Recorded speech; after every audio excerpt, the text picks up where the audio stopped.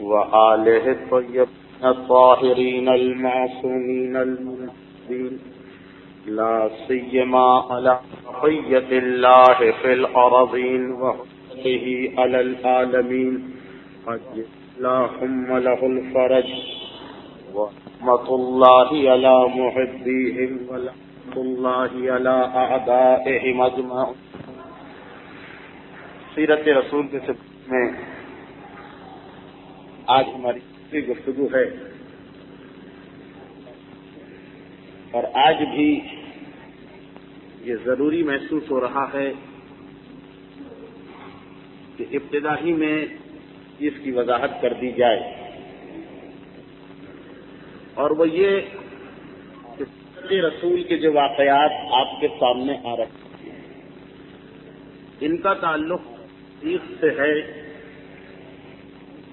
تاریخ ایک ایسی چیز ہے کہ جس کی باتیں بیان کرتے وقت خواہ ایک بہت بڑا مجتہد ہی کیوں نہ ہو،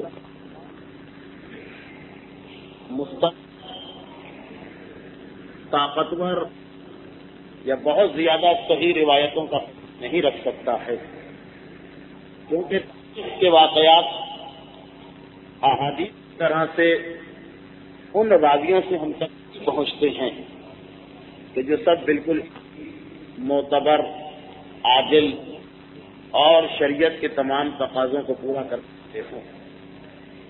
اور یہی وجہ ہے کہ تاریخ کے بارے میں کوئی بھی یقین کے ساتھ نہیں کہہ سکتا کہ جو کچھ بیان کیا گیا یہ سب بالکل صحیح ہے، اور یہ بھی نہیں کہا جا سکتا کہ چونکہ راوی عادل ہے اس لیے اس کی روایت غلط ہے. تو اب جو تاریخی واقعات آپ کے سامنے آئیں گے اس میں بعض ایسی روایتیں ہیں، کیونکہ یہ تاریخ ہے، واقعات ہیں، کہانیاں ہیں، معصوم کے فرمان نہیں ہیں. ایسے واقعات بھی آپ کے سامنے آئیں گے جو اگر بہت باریک بینی سے دیکھے جائیں تو شاید بالکل صحیح نہ ہو. اور اسی لیے یہ میں پچھلے پیر کی تقریر میں عرض کر چکا ہوں کہ سیرت رسول جب تاریخ کے حوالے سے آپ کے سامنے آئے، اس سے مسائل کو عکس کرنا غلط، یہ دیکھ کر کہ فلاں واقعہ بتایا گیا، اس کے اندر یہ بتایا گیا کہ مثلا حضرت عبد المطلب کا یہ کردار، حضرت عبداللہ کا یہ عمل تھا، تو اسلام میں یہ مسئلہ ہونا چاہیے. یہ دو الگ ہیں. عقیدے اور شریعت کی بنیاد حدیث پر ہوتی ہے، تاریخ پر نہیں. تاریخ صرف اس لیے آپ کو بتائی جا رہی ہے کہ ایک تو ہمارے عام بچوں اور نوجوانوں کی معلومات میں اضافہ ہو، اور دوسرا یہ کہ بہت سارے واقعات مذہب کو سمجھنے کے لیے ضروری ہیں، ان کا تفصیل منظر آپ کے سامنے آئے. یہ ابتدا ہی کر دینا ضروری تھا کیونکہ سلسلہ تو ابھی بہت نہیں چلے گا. ہو سکتا ہے کہ بعض ایسے واقعات ہوں جو ہر ایک قبول نہ کر سکے، مگر یہ اس کے نظر انداز کر دیجیے گا کہ یہ تاریخ ہے، حدیث نہیں.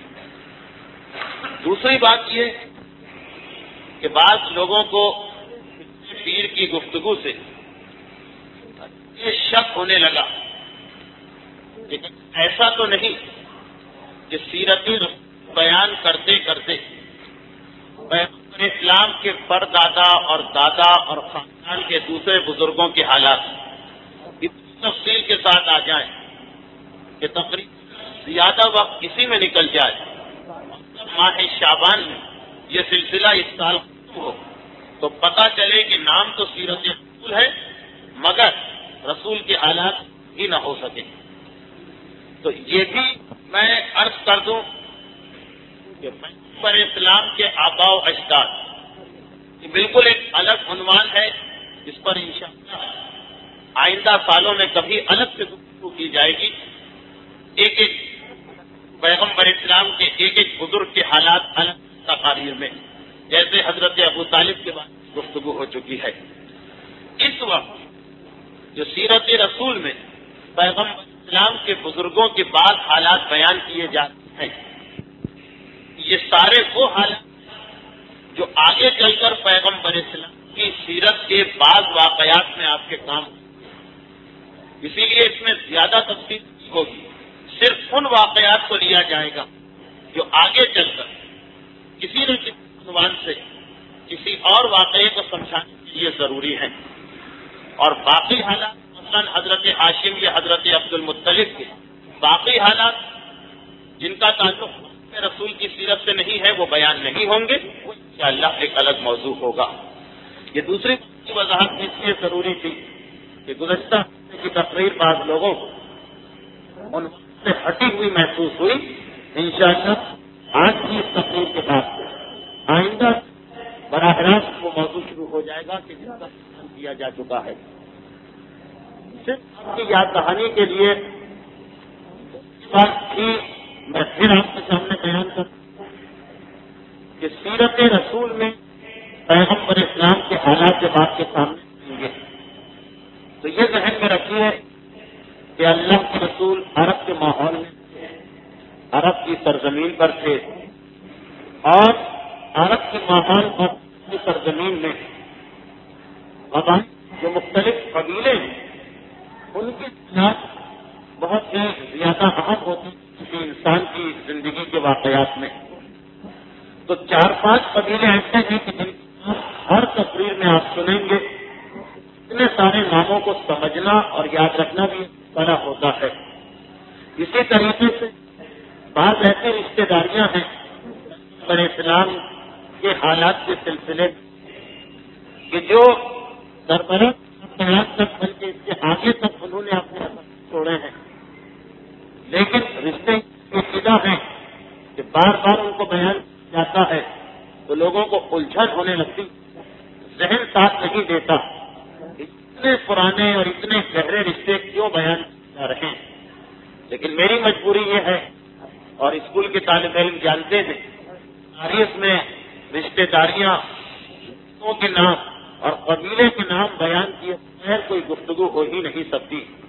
میں کوشش کروں گا کہ بات اتنی آسان رہے کہ زیادہ الجھن نہ ہو، لیکن کبھی کبھار ایسی حال ہو تو فقط موضوع کو دیکھتے اسے نظر انداز کیجیے گا. تو وہ یہاں تک پہنچی تھی کہ حضرت ابراہیم کے حضرت اسماعیل کے پاؤں سے زمزم کا چشمہ نکلتا ہے اور مکے کی سرزمین آباد ہونے لگتی. سب سے پہلے ایک خاندان بنو جرہم یہاں پہ آباد ہوتا ہے، اور اسی خاندان میں جناب اسماعیل کی شادی ہوتی. جناب اسماعیل مکے کے سردار بنتے ہیں.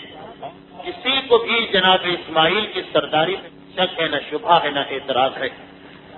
جناب اسماعیل کی نسل میں 4 یا 5 پیڑھیوں یا پشتوں کے بعد اسی مکے کی سرزمین دوسرے قبیلوں کے آ جانے کی وجہ سرداری ختم ہو جاتی، اور خصوصیت کے ساتھ قبیلہ ہے بنو خزاعہ. کا تذکرہ آج کی تقریر میں 2-3 دفعہ ہوگا، اور سیرت رسول میں بھی اس کا کافی تذکرہ کیا جائے گا. تو بنو خزاعہ ایک دوسرا قبیلہ تھا جو جناب اسماعیل کے 100-150 سال کے بعد مکے کی سرزمین میں آ کے آباد ہوا. یہ لوگ اتنے طاقتور بن گئے کہ انہوں نے مکے کا اقتدار اور حکومت حضرت اسماعیل کی نسل میں حضرت اسماعیل کی اولاد سے واپس لے. جب بنو خزاعہ کے ہاتھ میں مکے کی سرداری آ رہی تھی اور حضرت اسماعیل کا قبیلہ یا یہ کہیے حضرت اسماعیل کی سسرال بنو جرہم کمزور پڑ رہے تھے، تو ان کی سمجھ میں نہیں آ رہا تھا کہ وہ کیا کریں. اپنی حکومت کو یا سرداری کو بچا تو نہ، مگر انہوں نے زمزم کے چشمے کو غیر کے میں جانے سے بچانے کے لیے اسے مکمل طور پر چھپا دیا. یہ خیال ہوئے کہ پانی کا یہ چشمہ پروردگار عالم نے حضرت اسماعیل کو عطا کیا تھا، غیر کا اس میں تو ہونا چاہیے مگر اس پر حکومت نہیں ہونا چاہیے. یہ خیال کر کے اس چشمے کو پوش کر دیا. میں نے یہ بھی عرض کیا تھا کہ زمزم کا کنواں خانہ کعبہ کے قریب ہونے کی وجہ سے جب اس کنویں کو بند کیا جا رہا تھا تو بنو جرہم کی سمجھ نہیں آ رہا تھا کہ کس چیز سے اس پانی کے چشمے کو چھپائیں. کعبے کے دروازے پر کچھ تلواریں جن کی تعداد 5 تھی، کچھ زرے جو فوجی سپاہی میدان میں زیرہ بختر پہن جاتا وہ، اور سونے کے بنے ہوئے 2 ہرن موجود تھے. بنو جرہم فوری طور پر انہی چیزوں کو اتارا، زمزم کے چشمے میں ڈالا اور مٹی سے اس کو بند کر کے نام و نشان مٹا دیا. اب ایک سوال یہاں یہ پیدا ہوتا ہے کہ جب اس چشمے کو چھپایا جا رہا تھا تو جس قبیلے نے اب حکومت قائم کی تھی وہ کیوں خاموش تھا؟ اس کے لیے گزشتہ تقریر ہی کا ایک جملہ دوہرا دوں کہ جب مکے میں قبیلے آ کے رہنے لگے تو مکہ باقاعدہ ایک شہر کی طرح سے آباد نہیں ہوا، بلکہ ہر قبیلے نے اپنی مرضی سے جہاں ان کا دل چاہا جگہ کے وہیں پہ قیام کیا. مکے کی چاروں طرف پہاڑیاں ہیں، یہ پہاڑیاں ایک مسئلہ اور بنی، پہاڑیوں کے بیچ میں جا کے قبیلے رہ رہے. چنانچہ خانہ خدا کے قریب صرف بنو جرہم کا قبیلہ، اور یہ قبیلہ جس نے ان کو شکست کے مکے میں اپنی حکومت قائم کی، یہ قبیلہ خانہ کعبہ سے اتنا دور تھا کہ انہیں پتہ ہی نہ چل سکا کہ زمزم کنویں کو کس طرح بند کیا گیا. زمانہ گزرتا چلا گیا، بنو جرہم نے یہ راز اپنے سینے میں محفوظ رکھا. جس کو معلوم تھا وہ کسی اور کو بھی بتانے کو تیار نہیں تھا، حتیٰ یہ کہ اپنی اولاد کو بھی نہیں بتاتے تھے کہ ایسا نہ ہو کہ بات منہ سے نکل کے پرائی ہو جائے. نتیجہ یہ ہوا کہ رفتہ رفتہ مکے کے سب لوگ پانی کے مسئلے سے پریشان ہو رہے، مگر کسی کو نہیں معلوم زمزم کا کنواں کہاں. یہاں تک کہ وہ آیا کہ لوگ اس کا نام بھی بھول گئے. اور پھر وہ زمانہ آیا جب جناب ہاشم کے دادا جناب حسین دوبارہ اقتدار حاصل کیا مکے کا، اور اس قبیلے کو شکست دی جس کا نام بنو خزاعہ تھا. وہ قبیلہ جس نے جناب اسماعیل اسرائیل کو شکست دی، آخر جناب اسماعیل ہی کی اولاد نے اسی نے دوبارہ اقتدار کو حاصل کیا اور بنو خزاعہ کو شکست ہو گئی. اللہ کام یہی کیا کہ مکے کو ایک باقاعدہ شہر بنایا، پہاڑیوں کے بیچ رہنے والے دور دراز مقامات پر رہنے والے قبیلوں کو قریب بلایا اور مکہ شہر کی شکل میں ہمارے سامنے آیا. جناب حسین اس چیز سے علم تھے کہ زمزم نامی کوئی کنواں اس دنیا میں تھا، جس طرح باقی سارے بھول چکے تھے. جناب حسین کے علم میں بات نہ تھی. پھر سلسلہ آگے بڑھ ان کے بیٹے عبد مناف تک پہنچا. عبد مناف کے بعد جناب ہاشم قبیلے کے سردار بنے. ایک چیز کو یاد دلا دیا جائے، یہ بھی میں نے عرض کیا کہ جناب عبد مناف جو پیغمبر اسلام کے دادا ہوتے، ان کے 4 بیٹے، اور 4 بیٹے کچھ اس طریقے سے تھے کہ یہ جو 4 بھائی یہ 2 حصوں میں تقسیم ہو گئے تھے، ان کے 2 گروپ بن گئے تھے. جناب ہاشم کا ساتھ ان کے چھوٹے بھائی جناب مختلف دے رہے تھے، اور دوسری طرف حضرت عبد مناف کے دوسرے بیٹے جن کا نام عبد الشمس ہے، یہ وہی بیٹے ہیں کہ جن کی اولاد میں خاندان بنو امیہ، یہ وہی بیٹے ہیں جن کی پیشانی پر پیدائش کے جناب ہاشم کے پاؤں کا پنجہ لگا تھا. ان کا ساتھ ان کے چھوٹے بھائی نوفل نے دیا. تو 4 بھائی، 2 بھائی ایک طرف ہو گئے، جناب ہاشم اور جناب مطلب، اور 2 عبد شمس اور نوفل کی جانب ہو گئے. سہائے 7 میں اس رشتہ داری کے بارے میں، خاندان کے اس حصے ہونے کے بارے میں پیغمبر اسلام کے حوالے سے ایک روایت ملتی. جب جنگ خیبر پیغمبر اسلام نے مال غنیمت کو تقسیم کیا تو خمس جو رسول کا حق ہے اسے اپنے لیے رکھا. اس کے بعد اس کا یہ مال پیغمبر اسلام نے اپنے خاندان میں تقسیم کیا. جب اس مال کو پیغمبر اسلام تقسیم کر رہے ہیں تو روایت ہے صحائے 70 کہ پیغمبر اسلام نے جناب ہاشم کی اولاد کو بھی اس میں سے حصہ دیا، اور جناب ہاشم کے بھائی جناب مطلب کی اولاد کو بھی اس میں سے حصہ دیا. یہ دیکھ کر باقی جو 2 بھائیوں کی اولاد تھی، عبد الشمس اور نوفل، وہ لوگ بھی آگے آئے. کہا اللہ کے رسول، اگر آپ فقط جناب ہاشم کی اولاد کو حصہ دیتے تو کہیں ہمیں کسی قسم کا احساس نہ ہوتا کیونکہ وہ آپ کا خاندان تھا، مگر آپ نے جناب ہاشم کی ایک بھائی کی اولاد کو حصہ دیا باقی دو بھائیوں کی اولاد میں ہم ہیں، ہمیں بھی حصہ دیجیے۔ پیغمبر اسلام نے اس وقت یہ سننے کے باوجود کہ ظاہری اعتبار سے ان لوگوں کی بات صحیح، اپنے ہاتھوں کی انگلیاں ایک دوسرے میں داخل پھنسائی اور اس کے بعد کہا کہ ہاشم و مطلب دو بھائی تھے، لیکن ان کا خاندان آپس میں اس طریقے سے ملا ہوا تھا کہ جیسے میرے دونوں ہاتھ کیا، اور ٹھیک ہے باقی دو بھائی تھے لیکن وہ ان دو بھائیوں کی مانند نہیں تھے۔ تو مہاراج یہ روایت اگر مستند ہو تو یہ بتانے کافی کہ دو بھائی آپس میں اس طریقے سے مل کے رہ رہے تھے کہ جیسا ایک خاندان، اور یہی سبب کہ جناب ہاشم جن سے ان کے والد نے لیا تھا کہ تمہاری پیشانی میں نور رسالت ہے، اس لیے اپنا نکاح بہت سوچ سمجھ کے کرنا، اور جناب ہاشم بہت پریشان تھے کہ کس خاندان میں رشتہ کیا جائے۔ آخر خانہ کعبہ کے دروازے کو پکڑ کے دعا مانگ رہے تو آواز آتی ہے کہ مدینے جاؤ۔ تو جب جناب ہاشم مدینے جانے کے لیے نکلے، شادی کے ارادے سے جا رہے، شادی کرنا تو اپنے تینوں بھائیوں کو نہیں لیا، فقط اپنے بھائی مطلب کو لیا اور باقی دو بھائیوں کو نظر انداز کیا اور مدینے میں پہنچے۔ بظاہر یہ لگ رہا کہ اب تک کی گفتگو وہی ہے جو گزشتہ ہفتے ہو چکی، مگر کئی نئی باتیں ہیں تسلسل کو ملانے کے لیے۔ وہاں پہنچنے کے بعد جس خاتون کا نام خانہ کعبہ کے دروازے پر ایک غیبی آواز کے ذریعے جناب ہاشم نے سنا، ان کے قبیلے میں گئے جو بنو نجات کا قبیلہ، وہاں جا کے پتا چلا کہ ان کے والد تو موجود، مگر انہوں نے یہ کہا کہ میں جناب ہاشم کی عظمت اور بڑائی کو بھی جانتا ہوں۔ یہ بھی معلوم ہے کہ عرب میں اس وقت ان سے زیادہ شریف اور صاحب عزت کوئی نہیں، مگر میری بیٹی آزاد اور خود مختار ہے، میں یہ رشتہ اس کے سامنے پیش تو کر سکتا ہوں، باقی اس کی مرضی کے اوپر ہے۔ ان کی بیٹی کا نام ہے سلمہ، اسے سلمہ بھی کہا جاتا مگر صحیح عربی لفظ ہے سلمہ۔ ان کی بیٹی سلمہ اس وقت اپنے قبیلے میں نہیں تھی، بلکہ مدینے سے کچھ دور کے فاصلے پر یہودیوں کا ایک محلہ، اس میں سالانہ ایک میلہ لگا کرتا تھا۔ اب زمانہ وہ ہے کہ ابھی یہودیوں، مکے کے کافروں، مسلمانوں، ان میں آپس میں کوئی اختلاف نہیں ہوا، تو یہودیوں کے محلے میں جو بنو قینقاع کے مقام پر تھا ایک میلہ لگتا تھا۔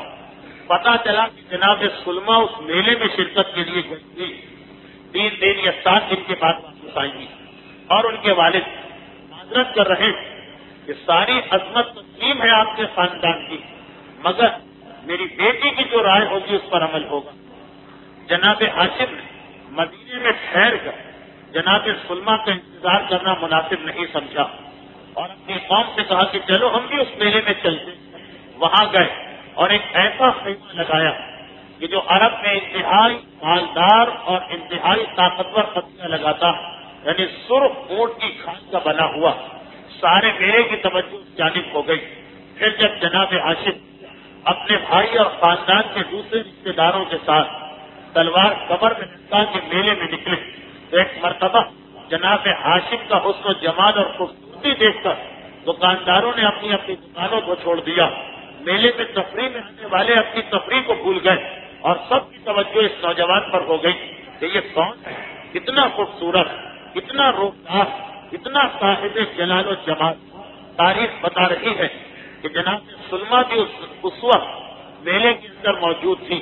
جب ان کی نگاہ جناب ہاشم پر پڑی تو جناب ہاشم کی شرافت، جناب ہاشم کے روب اور خوبصورتی نے ایک عجیب اثر ڈالا جناب سلمہ کے دل پر، اور جب تھوڑی ہی دیر کے بعد اپنے باپ کے ذریعے سے یہ پیغام ملا کہ اسی آدمی نے تمہارا رشتہ بھجوایا، جناب سلمہ اس رشتے کو قبول کر لیتی مگر زبان سے کچھ نہیں کہتی، فقط شرم سے سر جھکا کے بیٹھ گئی، اور ان کے والد نے سمجھ لیا کہ میری بیٹی کو یہ رشتہ قبول ہے۔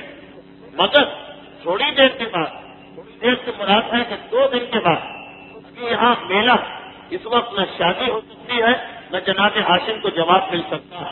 جب یہ سارا قبیلہ اپنے گھر جائے گا تب یہ رشتے کی بات آگے بڑھے گی۔ مگر 2 یا 3 دن کے بعد جب جناب سلما کے والد پھر اپنی بیٹی کے پاس گئے اس میلے میں، تو دیکھا کہ میری بیٹی کچھ پریشان بیٹھی، سوال کیا کہ کیا بات ہے؟ کہا بابا اب اس رشتے پر میرا دل مطمئن نہیں ہو رہا۔ جناب سلما کے والد احمد گھبرا کے کہتے کہ یہ تبدیلی کیسے آئی؟ کہا کہ کسی نے بتایا، اور تاریخ بتا رہی ہے کہ یہ بتانے والا شیطان تھا، جو ایک بوڑھے شخص لباس میں جناب سلما کے پاس آیا تھا اور کہا تھا کہ تم کس سے اپنا رشتہ طے کرنے جا رہی؟ یہ تو وہ جو انتہائی بزدل اور عورتوں کو بہت زیادہ طلاق دیتا، اور اس سے عورتوں سے کوئی رغبت و خواہش ہی نہیں، فقط نکاح کرتا ہے طلاق دیتا ہے، نکاح کرتا ہے طلاق دیتا۔ تو جناب سلما اپنے والد شکوہ کرتی کہ میں نے ان کے بارے میں یہ سنا۔ ان کے والد ایک مرتبہ مسکرائے، ہنسے اور کہا کہ بیٹی تم نے کس سے ایسی بات سن لی؟ یہ مکے کے سردار جناب ہاشم کہ جن کی بہادری کو سارا عرب جانتا اور پہچانتا، مگر بیٹی خاموش تو ہو گئی، دل میں خیال تو رہا۔ کہنے والا بظاہر بڑا معتبر بن کے آیا، بزرگی کے ساتھ آیا، کہیں اس کی بات صحیح نہ ہو تو پروردگار عالم اسی وقت یعنی اسی زمانے میں ایک ایسا واقعہ پیش کر دیا کہ جس کی وجہ جناب سلما کے دل میں جو ایک کھٹک ہوگی، جو ایک ہلکا سا خیال ہوگا، وہ بھی نکل گیا۔ اور وہ یہ کہ جب شیطان نے یہ دیکھا کہ میں نے جناب سلما کو بہکانا چاہا مگر ان کے والد کی وجہ سے جناب سلما خاموش ہو گئی، تو وہ سمجھ گیا کہ اب ان کے والد کو جب تک کہ نہیں بہکایا جائے یہ رشتہ ہو کے رہے گا۔ اس نے عربوں کے خاص مسئلے کو استعمال کیا۔ وہ اس وقت جناب عمر کے پاس آیا۔ اب یہ میں تفصیل میں اس لیے جا رہا ہوں کہ یہاں سے یہودیوں کی دشمنی کا آغاز ہو رہا۔ وہ جناب عمر کے پاس آیا، یعنی جناب سلما کے والد جناب ہاشم کے ہونے والے خسر، اور آنے کے بعد کہا کہ آپ لوگ کس تیاری میں بیٹھے ہیں؟ خیمہ لگا ہوا ہے، خاندان کے بزرگ جمع ہیں، اچھا لباس پہنا ہوا ہے۔ کہا کہ میری بیٹی کا رشتہ آیا، مکے کے سردار اس معاملے میں بات کرنے کے لیے آنے والے، ہمارا خاندان اس لیے جمع۔ شیطان نے دیکھا موقع بڑا اچھا، عربوں میں ایک تو خاندانی وقار اور خاندان کی ناک کا بڑا خیال رکھا جاتا۔ چنانچہ نے کہا کہ خیال تو آپ کا نیک ہے، مگر یہ آپ نے سوچا کہ آپ کا قبیلہ اتنا بڑا، آپ کا خاندان اتنا مشہور، اور آپ کی بیٹی اتنی حسین و جمیل اور اتنی شریف، آپ جو رشتہ کر رہے ہیں مہر آپ نے کیا طے کیا؟ اپنی بیٹی کے لیے کوئی معمولی مہر کو آپ قبول نہ کیجیے گا۔ شیطان کو یہ معلوم کہ عرب میں ایک آدمی 6 یا 8 یا 10 شادیاں کرتا، اس کے لیے کوئی خاص بلکہ کوئی مسئلہ نہیں ہوتی کہ اگر وہ زیادہ مہر رکھتے تو انسان چھوڑ کے چلا جاتا کہ مجھے ہندوستان اور پاکستان کا مسئلہ تو دوسرا، ایک ہی شادی کرنا، مگر وہاں تو اتنی کثرت سے ہر آدمی شادیاں کرتا تھا اسلام سے پہلے کہ وہ مہر وغیرہ کی وجہ سے کبھی کسی رشتے کو قبول نہیں کرتا تھا۔ اب شیطان یہ سمجھ رہا کہ میں نے بیٹی کا مسئلہ کہہ کے جناب عمر کو مہر زیادہ کرنے سے راضی کر لیا، جناب ہاشم کو کیا فکر ہوگی اس شادی، وہ چھوڑ کے چلے جائیں گے۔ مگر جناب ہاشم جب تشریف لاتے ایک مرتبہ سارے قبیلے نے کھڑے ہو کے استقبال کیا۔ جناب ہاشم سوال کرتے کہ اب تو میلہ بھی ختم ہو گیا، آپ کی بیٹی بھی آپ کے پاس آ چکی ہوں گی، میرے اس بیان کا کیا رہا؟ کہا کہ ہمیں قبول تو ہے، مگر یہ بتائیے کہ آپ مہر کیا رکھیں گے؟ اب ایک مرتبہ جواب دیا کہ آپ مہر چاہتے ہیں، ہم آپ کو 100 ایسے اونٹ دیں گے کہ جن کی کھال کا رنگ سرخ اور بال کا رنگ سیاہ۔ یہ عرب میں انتہائی قیمتی چیز سمجھی جاتی تھی، آپ کسی کو سونا دیتے اس سے زیادہ خوش ہوگا ایسا اونٹ لے کر۔ جناب عمر انتہائی خوش، اتنا بڑا مہر مل رہا، بعض تاریخوں میں 10 بعض میں 100، لیکن شیطان جو وہیں بیٹھا چپکے سے اشارہ کرتا اور کہتا ہے کہ یہ تو کچھ بھی نہیں۔ جناب عمر کہتے بہرحال ہماری بیٹی، ایک ہی بیٹی، اکلوتی بیٹی، آپ مہر میں کچھ اضافہ کریں، کتنا بڑا آپ کا خاندان۔ جناب ہاشم ابھی بولنا ہی چاہتے کہ ان کے چھوٹے بھائی جناب مطلب نے کہا ٹھیک ہمیں قبول، ہم اس کے ساتھ 1000 مثقال سونا بھی آپ کو دیں گے۔ یہ اتنا بڑا مہر ہو گیا کہ جناب عمر انتہائی خوش، شیطان پھر اشارہ کرتا، ایک مرتبہ پھر انہوں نے کہا کہ نہیں، ہماری بیٹی کے قدر میں کچھ اور اضافہ کریں۔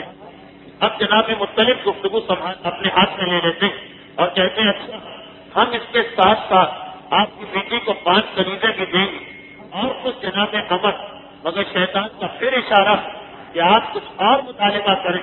وہ ایسا اس حد تک مطالبے کروانا چاہ رہا کہ خاندان بنی ہاشم ایک مرتبہ واپس چلا جائے، خاندان ہاشم واپس چلا جائے، مگر جناب مطلب کہتے ہیں کہ اچھا اگر آپ اور چاہتے ہیں تو ہم آپ کو مصر و کافور جو عرب میں اور خاص طور پر مکے میں انتہائی مہنگی چیز ہے، یہ ایک بڑی مقدار میں دیں گے، مقدار بھی بتائیں گے اس زمانے کے پیمانے سے ہے۔ جناب عمر انتہائی کچھ شیطان اشارہ کرتا ہے کہ آپ کچھ اور کہیے، یہ تو آپ کی بیٹی کی قدر کے برابر، قیمت کے برابر، عزت کے برابر مہر نہیں ہوا۔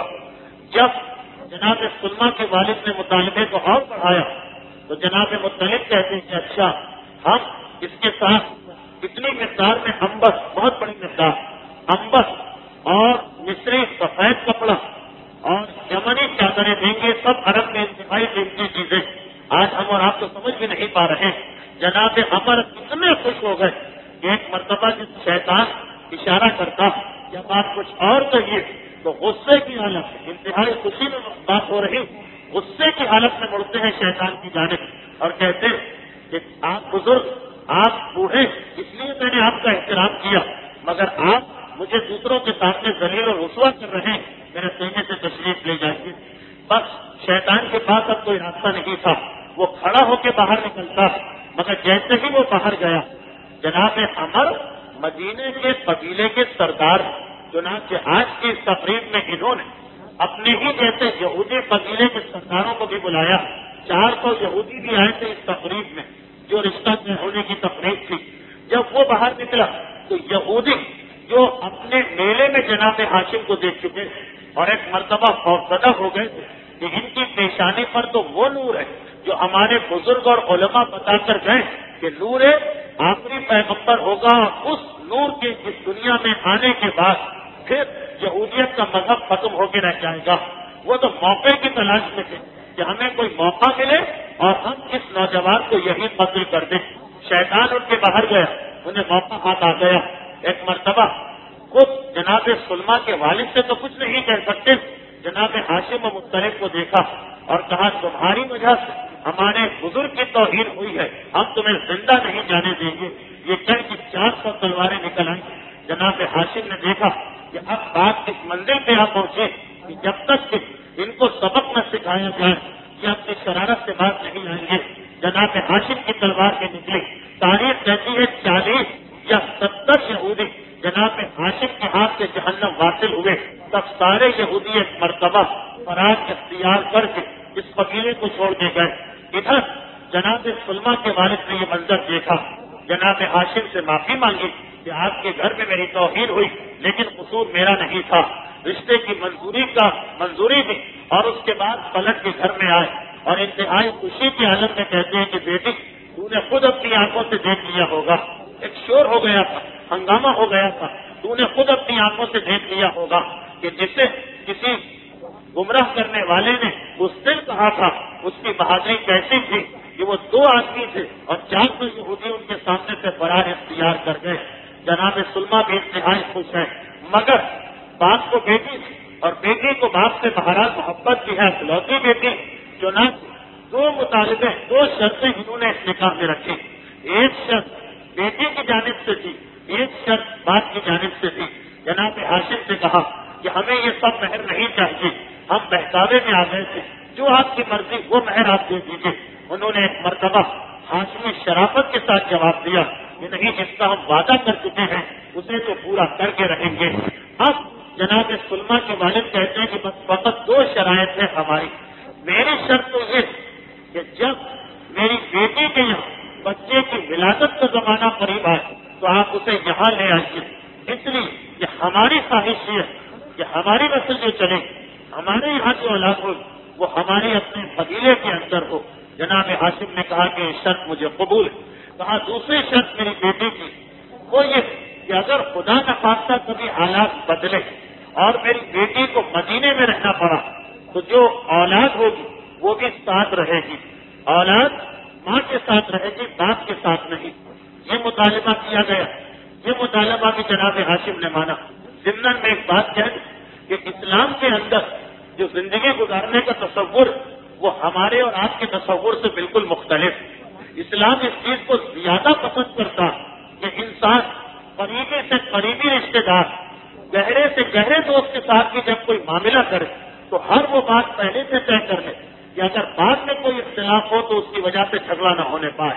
یہی سبب کہ معصوم نے جو اس مشہور روایت میں جس میں یہ بتایا کہ کن لوگوں کی دعائیں کبھی قبول نہیں ہوتی، اس مشہور روایت یہ تذکرہ کیا کہ خدا اس مومن کی دعا قبول نہیں کرتا جس نے کسی دوسرے مومن کو قرضہ دیا اور نہ کوئی گواہ رکھا نہ کوئی تحریر لی، ایسے ہی قرضہ دے دیا. اب جس کو قرضہ ملا وہ قرضہ دبا کے بیٹھ گیا، واپس کرنے سے انکار کر رہا.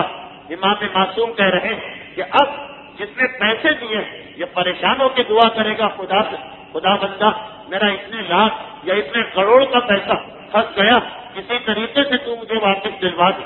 مگر خدا یہ کہہ کر اس کی دعا کو ٹھکرا دیتا کہ جب میں تجھے حکم دیا تھا کہ قرضہ دیتے وقت گواہ رکھو، تحریر لو، تو تم نے یہ غلطی کیوں کی؟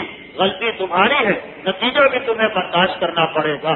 البتہ امام معصوم نے اس کے بعد یہ بھی بیان کیا کہ اگر ایسے ہی پیسے جو کسی اور کو دے چکے ہو اور واپس نہیں مل رہا واپس لینا ہی ہو تو ایک طریقہ ہے سے خود دعا مانگو گے قبول نہیں ہوگی. مگر 4 ایسی عظیم ہستیاں ہیں، حضرت عبد المطلب، حضرت ابو طالب، جناب آمنہ اور جناب فاطمہ بنت اسد، یہ مکے میں جاؤ، ان چاروں کی طرف سے 4 ثواب اور 4 نمازیں پڑھو، ان کے ذریعے سے دعا مانگو تو خدا تمہاری دعا فوراً قبول کرے گا. اس مسئلے میں کہ تمہارا وہ پیسہ جو بظاہر ضائع ہو گیا ہے مل جائے گا. تو اب خود اسلام کہہ رہا کہ پیسہ دے رہے ہو، تمہیں بڑا اعتماد ہے، بڑا بھروسہ، سب کچھ صحیح، لیکن پہلے سے ہر وہ کام کر لو کہ بعد میں اختلاف کی صورت میں تمہیں نقصان نہ ہو.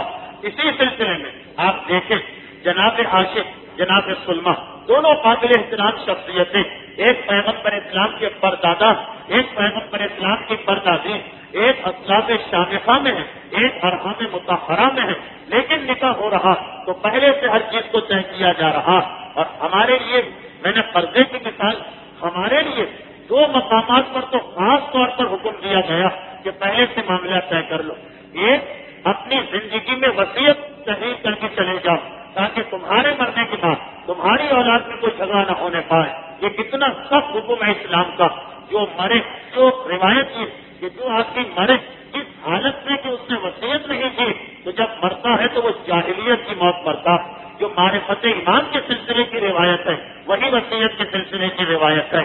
مگر ہمارا معاشرہ ماحول کتنا بدل گیا کہ ایک بیٹا بہت پریشان میرے پاس آیا، کہا کہ آپ نے کیسی مجلس پڑھ دی، آپ نے تو مجھے مار کھلوا دی، یہ تو جوتے پڑوانے والی مجلس ہے.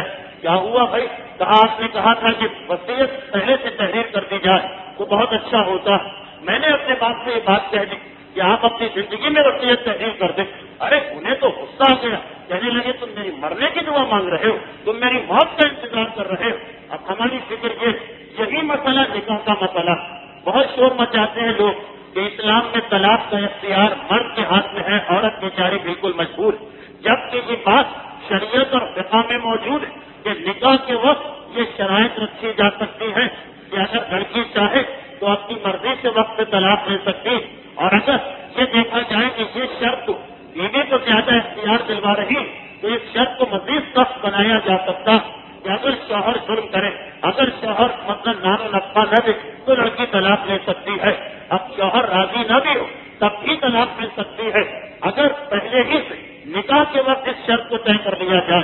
مگر مجھے آپ کا نہیں پتا، لیکن جس ماحول میں میں رہتا ہوں وہاں شگون اتنا اہم سمجھا جاتا کہ نکاح کے موقع پر اگر یہ بات کہہ دی جائے کہ طلاق کی بات ابھی سے طے کر لیجیے تو لوگ لڑنے مرنے کو تیار ہو جاتے ہیں کہ ہماری بیٹی کی شادی ہو رہی اور آپ طلاق طلب نکال کے بدشگونی کر رہے ہیں. غلطی ہم خود کرتے ہیں، بعد میں الزام اسلام پہ ڈالتے ہیں.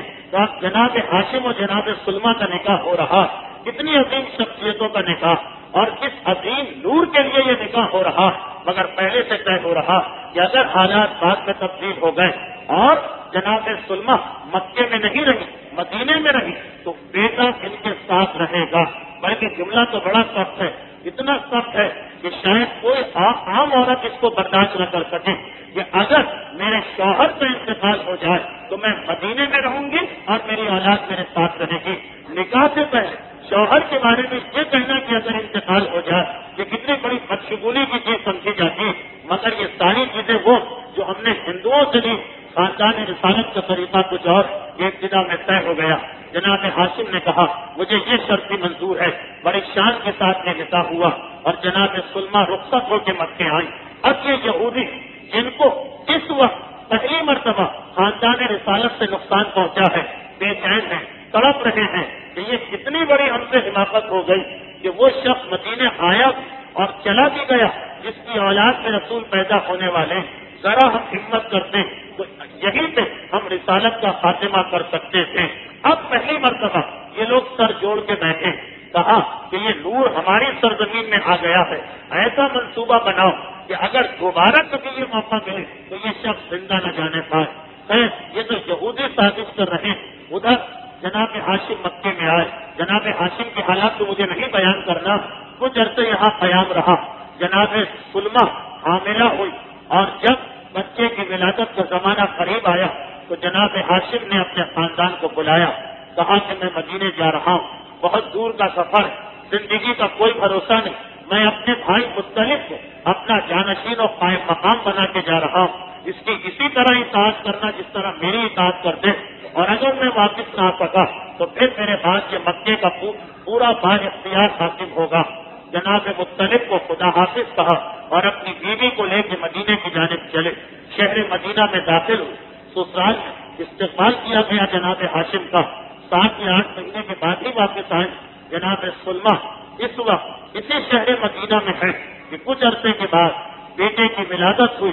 تاریخ کہتی کہ ماں نے ان کا نام عامر رکھا، مگر کیونکہ ان کے بالوں میں کچھ سفیدی تھی اور سفید بال عام طور پر بڑھاپے میں ہوتے ہیں، بڑھاپے کو عربی میں شیب کہتے ہیں، تو اس بچے کا نام یاد سے شیبہ رکھ دیا گیا، بوڑھوں جیسے بال والا، شیبۃ الحم۔ یہی وہ عظیم شخصیت جو آگے چل کر جناب عبد المطلب کہلائے اور جن کے گھرانے میں اسلام کو، شریعت کو، فقہ کو کچھ ایسے مسئلے دیے کہ قیامت تک ان پر عمل ہو رہا ہے۔ بیٹے کی ولادت، مگر اس سے کچھ پہلے جناب ہاشم کو ایک ضروری تجارتی کام سے فلسطین کے علاقے میں جانا پڑا۔ جناب ہاشم کے حالات جب میں بیان کروں گا تو وہاں آپ سنیں گے کہ جناب ہاشم نے پورے عرب پر ایک احسان کیا تھا۔ پہلی مرتبہ جس طرح آج کل ہمارے یہاں لمیٹڈ کمپنیز بنتی، یہ تصور پہلی مرتبہ جناب ہاشم نے پیش کیا تھا۔ یہ تاجروں سے کہا تھا الگ الگ تجارت کیوں کر رہے، سب اپنے سرمایہ سے لاؤ، ایک ساتھ تجارت کرو، آپ سے لے جاؤ اور لے کے آؤ۔ لوگوں نے یہ تجویز منظور کی تھی، مگر کیونکہ شروع کرنے والے جناب ہاشم تھے اس لیے ساری ذمہ داری بھی ان پر ہے۔ یہ مدینے کے اندر ہے، بیوی حاملہ، بیٹے کی ولادت کا وقت قریب آ رہا کہ پتہ چلا فلسطین کی طرف جو مکے والوں کا قافلہ جا رہا اسے ایک بڑا اہم مسئلہ، کاروباری مسئلہ پیش آ گیا۔ کیونکہ میرے موضوع سے خارج اس لیے اس کو نظر انداز کرتے ہیں۔ اب ایسا وقت کہ دل نہیں چاہ رہا کہ اپنی بیوی کو تنہا چھوڑ کے جائے، لیکن یہ ایک احساس ذمہ داری، حقوق الناس کا مسئلہ میں نے سب کی ذمہ داری دی ہے، یہ مجبور کر رہا ہے کہ سفر کرو۔ فلسطین کی جانب گئے اور جب وہاں گئے اس معاملے کو تو سلجھا دیا، مگر وہاں بیمار پڑے اور واپسی میں غزہ کے مقام پہ انتقال کیا۔ بعض مورخین نے یہ لکھا کہ کوئی تعجب نہیں کہ فلسطین کے مقام پر جناب ہاشم کی اس بیماری ان دشمنان دین کا بھی حصہ جو یہودیت کے نام سے فلسطین کے علاقے میں تھے، مگر کیونکہ یہ بات پوری طرح ثابت نہیں اور یہ موقع بھی نہیں، اس لیے اس کو نظر انداز کرتے ہوئے جناب سلمہ کے یہاں بیٹے کی ولادت تو ہوئی، مگر ایک خوشی کی خبر اور ساتھ ساتھ یہ غم والی خبر آئی کہ آپ بیوہ ہو گئی، آپ کے شوہر انتقال کر چکے ہیں۔ اب جناب سلمہ کے لیے ساری زندگی ان کی اولاد تھی جن کا نام عامر رکھا ہے، لیکن ان کے بالوں کی سفیدی کی وجہ سے ان کو شیبۃ الحمد کہا جا رہا۔ تاریخ یہ بتا رہی کہ جناب سلمہ نے سوچا صرف 7 یا 8 مہینے مکے میں رہی کہ میرا مکے والوں سے کوئی تعلق نہیں، انتقال کر چکے ہیں، اب میں اپنے باقی کے پاس رہوں، کیونکہ یہ پہلے شرط رکھ چکی کہ میرا بیٹا میرے ساتھ رہے گا، اس لیے مکے میں خبر بھی نہیں کروائی کہ کیا ہوا۔ وہاں جناب مطلب یہ معلوم ہوا کہ میرے بھائی فلسطین کی جانب گئے، انتقال کر گئے، سارے مکے نے سوگ منایا، سارے مکے میں ماتم ہوا، عورتوں نے بال کھول دیے جناب ہاشم کے انتقال پر، لیکن جناب مطلب کو پتہ نہ چل سکا کہ میرے بھائی کے یہاں بچے کی ولادت ہوئی یا نہیں ہوئی۔ بھائی کے انتقال کے فوراً بعد اتنی بڑی ذمہ داری کاندھوں پر آ گئی، سارے مکے کی دیکھ بھال کرنا، تجارتی قافلوں کو سنبھالنا، کہ ذہن سے یہ بات نکل گئی، توجہ نہ دے سکے اور وہ مکے کا انتظام کر رہے ہیں۔ وہاں 7 سال گزر گئے، یہ چھوٹا سا بچہ 7 سال کا ہو چکا، مگر اتنا طاقتور اور ایسا ماہر تیر انداز کہ مدینے کے بڑے بڑے تیر انداز اس کے سامنے اپنے آپ کو عاجز محسوس کر رہے ہیں۔ 7 سال کی عمر ہوگی اس بچے کہ کوئی شخص مکے کا رہنے والا مدینے گیا، واپس آیا، جناب مطلب کی تلاش سے نکلا، دیکھا کہ خانہ کعبہ کے قریب بیٹھے، کہا کہ آپ یہاں بیٹھے اور آپ کو پتا نہیں کہ مدینے میں آپ کے بھائی کی نشانی موجود۔ جناب مطلب تڑپ اٹھے، یہ تم نے کیا کہا؟ کہا کہ ہاں میں مدینے سے آ رہا ہوں، وہاں میں نے دیکھا کہ بچوں کا ایک گروہ ہے، بچوں کی ایک جماعت ہے، ان کے درمیان ایک بچہ، اور وہ بچہ اتنا ماہر تیر انداز، اتنا ماہر تیر انداز کہ ہتھیلی کے برابر اگر حلقہ تو اس میں سے بھی اپنے تیر کو اس صفائی سے نکالتا کہ وہ حلقہ ہلنے بھی نہیں پاتا، وہ رنگ ہلنے بھی نہیں پاتا۔ میں نے آج تک عرب میں ایسا کوئی بچہ نہیں دیکھا۔ جب میں نے اس سے پوچھا کہ تم کون، تو اس نے جواب دیا کہ میرے باپ کا نام ہاشم، کہ جو مکے کے حاکم تھے، اور 4-5 شعر اور بیان کیے۔ جب جناب مطلب یہ سنتے ہیں تو ایک مرتبہ تڑپ اٹھتے ہیں، فوراً اپنے رشتہ داروں مکے کی حکومت سپرد کی اور تنہا مکے سے مدینے چلے۔ بعض روایتوں میں ہے کہ کچھ غلاموں اور رشتہ داروں کو ساتھ بھی لیا، مکے سے چلے مدینے پہنچے۔ مدینے میں داخل ہو کر یہ چاہتے ہیں کہ اپنے بھائی کی سسرال جائیں، کہ مدینے سے باہر ایک میدان میں تیر انداز بچوں کو دیکھا جو تیروں سے کھیل رہے تھے، اور فوراً اپنے بھتیجے کو پہچان لیا، آگے آئے اور آگے آنے کے بعد اپنا تعارف کرایا کہ تم مجھے نہیں جانتے مگر میں تمہارا چچا ہوں، اور جناب ہاشم کے کچھ حالات بتائے، کہا اب تم میرے ساتھ چلو۔ جناب مطلب یہ خیال تھا کہ اگر یہ اطلاع ان کی ماں کو مل گئی تو شاید وہ نہ جانے دیں، شاید وہ روک دیں۔ اب یہاں تاریخ میں 3-4 روایتیں، ان سب کو بیان کرنے کا موقع نہیں، تو خلاصہ صرف یہ کہ جناب مطلب چاہتے ہیں کہ اپنے بھتیجے کو یہیں سے لے کے چلے جائیں، کہ اتنے میں یہودیوں کے گروہ نے، جو ویسے ہی جناب مطلب کا دشمن ہو رہا تھا اور موقع کی تلاش میں تھا کہ جب کبھی یہ اپنے نانا اور ماموں کے بغیر ملے، کیونکہ جناب عبد المطلب کا واقعہ، یہ جو 7 سال کا بچہ جن کا نام ابھی شیبہ بعد میں عبد المطلب ہوگا، یہ بچہ ہمیشہ ان کے نانا اور ماموں ان کے ساتھ ساتھ رہتے ہیں، کبھی الگ نہیں ہوتے۔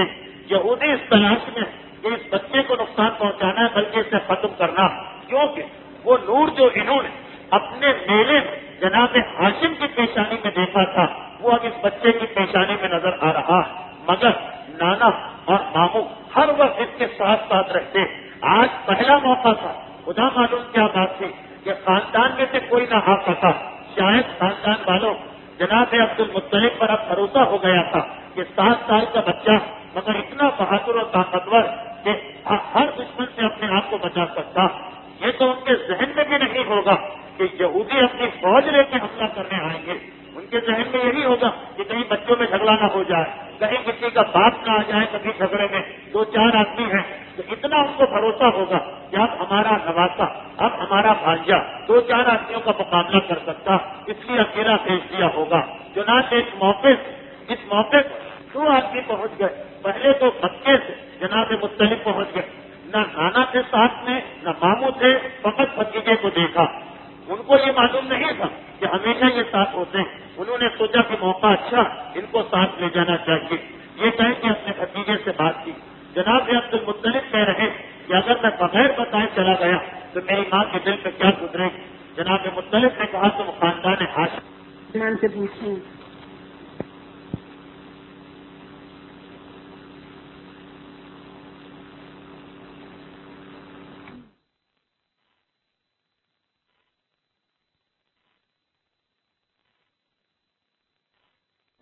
جو لوگ شرائط صلح کو توڑ دیں، اگر عہد شکنی کریں اور پھر پیغمبر فاتحانہ طور پر ان کے شہر میں داخل صحابہ کی حفاظت تمہیں کرنا ہے، ظاہری حفاظت، یعنی لفظ حفاظت تو میں نے کہا، وہاں پر لفظ مجاوری، اس کی دیکھ بھال، حاجیوں کی خدمت، آنے والے مہمانوں کا خیال، اب یہ تمہیں کرنا، ماں کی محبت اپنی جگہ، خاندان کا آرام اپنی جگہ، مگر خانہ خدا کی آنے والے مہمانوں کی دیکھ بھال، یہ کتنا بڑا عہدہ، 7 سال کا بچہ، مگر ایک مرتبہ یہ بات سمجھ میں آ گئی، میں عمومی گفتگو کر رہا ہوں، ورنہ ہمارے اعتبار سے بعض روایتوں میں یہ کہ جناب ہاشم و جناب عبد المطلب و جناب ابو طالب یہ اوصیہ میں سے، حضرت اسماعیل کے نائبوں میں سے، اور وسیع ہیں یہ لوگ، سمجھا دیا، نتیجہ تیار ہو گیا، مگر جناب مطلب ابھی لے کے چلنا چاہتے ہیں کہ یہودیوں تک اطلاع میں پہنچ گئی کہ تم جس موقع کی تلاش میں تھے وہ آ گیا،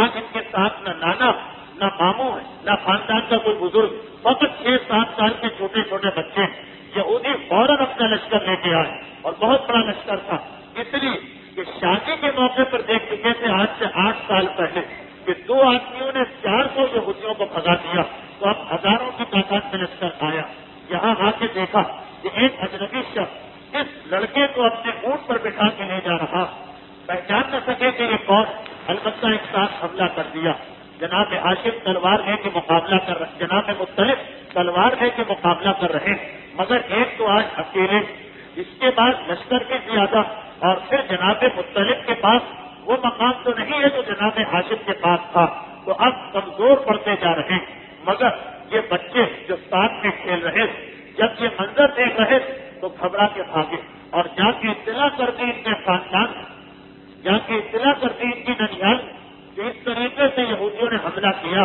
ان کے نانا جناب عبد المطلب کے نانا فوراً اپنا لشکر لے کے آئے، نانا اور ماموں ان کے مدینے کے مانے ہوئے بہادر تھے، اتنا بڑا لشکر آیا، اب ماں بے چین بے قرار وہ بھی ساتھ ساتھ آئے، اپنے اونٹ پہ بیٹھ کے، ایک مرتبہ حق کو مدد آ گئی تو جناب مطلب نے سارے لشکر کو بھگا دیا، یہودیوں کو فرار اختیار کرنا پڑا، مگر ایک مرتبہ سب نے پہچان لیا کہ یہ تو ہاشم کے چھوٹے بھائی، کہا کہ ہمارے ساتھ چلنا ہوگا، جناب سلمان خود اپنے زیور سے کہا کہ آپ ہمارے مہمان بنیں گے، ایک مرتبہ لے کے آئے، قبیلے میں رکھا، سوال کیا آپ آئے تھے واپس بھی جا رہے، ہمیں اطلاع بھی نہیں دی، آخر کیوں؟ بتایا کہ خانہ خدا کی مجاورت، اس کی دیکھ بھال ہماری ذمہ داری، میں اپنے بھتیجے کو لینے کے لیے آیا، جناب سلمہ کہاں پوچھی، میں نے پہلے ہی یہ شرط رکھی کہ بیٹا مجھ سے جدا نہیں کیا جائے گا، تمہارے بھائی نے وعدہ کیا، جناب مطلب کہتے ہیں کہ ہاں یہ ٹھیک، مگر دیکھیے آپ ماں، اب اس طرح سمجھایا جس طرح ماں کو سمجھاتے ہیں، آپ ماں اور آپ کے دل میں کہ اگر یہ یہاں رہا تو وہ عزت نہیں ملے گی جو مکے میں جانے سے ملے گی، سردار بنیں گے قبیلے کے، جناب ہاشم کی جگہ بیٹھے، خانہ خدا کے مہمانوں کی دیکھ بھال کریں، کتنا بڑا عہدہ ملے گا، آخر ماں راضی ہو گئی، اور جناب عبد المطلب اپنے چچا مطلب کے ساتھ مکے کی جانب آئے۔ اب ذہن میں رکھے کہ ابھی تک اس کا نام ہے شیبۃ الحم، عبد المطلب نام نہیں، ادھر جناب مطلب دیکھ چکے کہ یہودیوں نے یہ دوسری مرتبہ شکست کھائی، جناب ہاشم پہ حملہ کیا اور ناکام ہو گئے، ان کے بیٹے پہ حملہ کیا اور ناکام ہو گئے، اب یقیناً وہ موقع کی تلاش میں ہوں گے، یقیناً وہ تیسرا حملہ کرنا چاہیں گے، انہیں تلاش ہوگی چاروں طرف، وہ شیبۃ الحمد نام کا لڑکا کہاں گیا جو مدینے میں ہمارے ہاتھ سے بچ کے نکل آیا۔ اب جناب مطلب کے ذہن ایک ترکیب سوچی کہ اپنے بھتیجے یہودیوں سے بچانے کے لیے، لیکن اس کے لیے یہ بات آپ کے ذہن میں ہونا چاہیے کہ مدینہ اور مکہ آج تقریباً 400-450 کلومیٹر کا فاصلہ اور 6 گھنٹے کا سفر، مگر آج سے تقریباً 1600 سال یا 1500 سال پہلے مدینہ اور مکہ اتنے دور سمجھے جاتے جیسے 2 الگ دنیا ہیں، یعنی مدینے کے اندر جو جناب عبد المطلب کو بچپنے میں دیکھ چکے، وہ صرف نام ان کو یاد تھا شیبۃ الحم، اب مطلب چچا نے سوچا کہ اسی طریقے سے اپنے بھتیجے کے نام کو بدل دو، نام بدل جائے گا، یہودی شیبۃ الحمد نام کے لڑکے کو تلاش کریں گے، سارا مدینہ تو تلاش میں نکلے گا نہیں، وہ اپنے غلاموں کو بھیجیں گے، وہ اپنے جاسوسوں کو بھیجیں گے، نام بتائیں گے تو نام اس کا بدل دو، اب اپنے بھتیجے کو لے کے آ رہے ہیں، مکے کے اندر داخل جیسے ہی قدم رکھا جو راستے میں مل رہا مبارک کو آپ آ گئے کیونکہ سردار ہے مکے مبارک کو آپ آ گئے یہ آپ کے ساتھ کون کہا کہ یہ میرا غلام اب ہر جگہ ہر آدمی کو بتا رہے ہیں کہ یہ میرا غلام عربی میں غلام کو کہتے ہیں اب تو اب مطلب کے غلام یعنی عبد المطلب کہا کہ یہ میرا غلام چنانچہ ہر مکے والا اپنے گھر جب جا رہا بادشاہ واپس آئے سردار واپس آئے تو سب گھر میں جا کے خبر دیتے کہا گھر والوں آپ کو معلوم ہے ہمارے سردار مطلب آ گئے ان کے ساتھ عبد المطلب بھی ہیں یعنی ان کے غلام بھی اب یہ نام اتنا مشہور ہوا 24 گھنٹے کے اندر کہ بعد میں جب لوگوں کو پتہ بھی چلا مکے والوں کو کہ نہیں یہ تو ان کے بھتیجے ہاشم کے بیٹے ہاشم سے محبت کرنے والے ان کی اولاد کو دیکھنے کے لیے دوڑ دوڑ کے آئے مگر زبان کا نام عبد المطلب چڑھ گیا یہ عبد المطلب سے تاریخ کہتی ہے کہ جناب مطلب کا کچھ عرصے کے بعد انتقال ہو گیا عبد المطلب ابھی یہ ساری تفصیل اس لیے آ رہی کہ یہودیوں کی دشمنی کو دیکھیں خاندان بنو امیہ کی دشمنی کو دیکھیں یہ ابتدا سے کس طرح شروع ہو رہی ابھی تک آپ نے دیکھا یہودی کتنے دشمن اب ایک اور مختصر کی بات پھر آج کی گفتگو ختم اب تاریخ بتا رہی کہ کچھ عرصے کے بعد چچا کا انتقال ہو گیا اور عبد المطلب اس وقت بہت چھوٹے ابھی جوانی کی منزل میں بھی داخل نہیں 12-14 سال کی عمر ہوگی سب سے پہلا وہاں خاندان ہی میں سے ایک آدمی نے کیا یہ کون ہے یہ اس کے چچا جناب نوفل وہ چچا جن کا اپنا الگ گروپ تھا عبد الشمس کے ساتھ یہ دو بھائی ایک طرف سے عبد الشمس اور نوفل عبد الشمس کا تو انتقال ہو گیا ان کے بعد ان کے بیٹے امیہ بھی زندہ جن کی اولاد بنو امیہ کہلائی اب وہ اور چچا ان کے چچا نوفل دونوں چچا بھتیجے سے ایک اتحاد ہو گیا مگر ایک امیہ سے ایک ایسی غلطی ہو گئی جس کی وجہ سے مکے والوں نے 10 سال کے لیے ان کو مکے سے نکال دیا تو نوفل اکیلے رہ گئے ہیں خاندان کے بزرگوں جیسے ہی سنا کہ میرا جو بھتیجا ہے عبد المطلب اب مطلب کا انتقال ہو گیا یہ بے سہارا رہ گیا وہ آئے اور آنے کے بعد ان کے ایک کنویں پر قبضہ کر دیا عرب میں کنواں سب سے قیمتی چیز سارا زندگی کا دار و مدار پانی کا دار و مدار کنویں پر ایک کنویں پہ قبضہ کر لی زمزم تو ابھی موجود ہی نہیں چھوٹے چھوٹے کنووں سے لوگ اپنا کام چلا رہے ہیں یہ کنویں بھی ایسے ہوتے کہ زمین میں گھاس کھودا گیا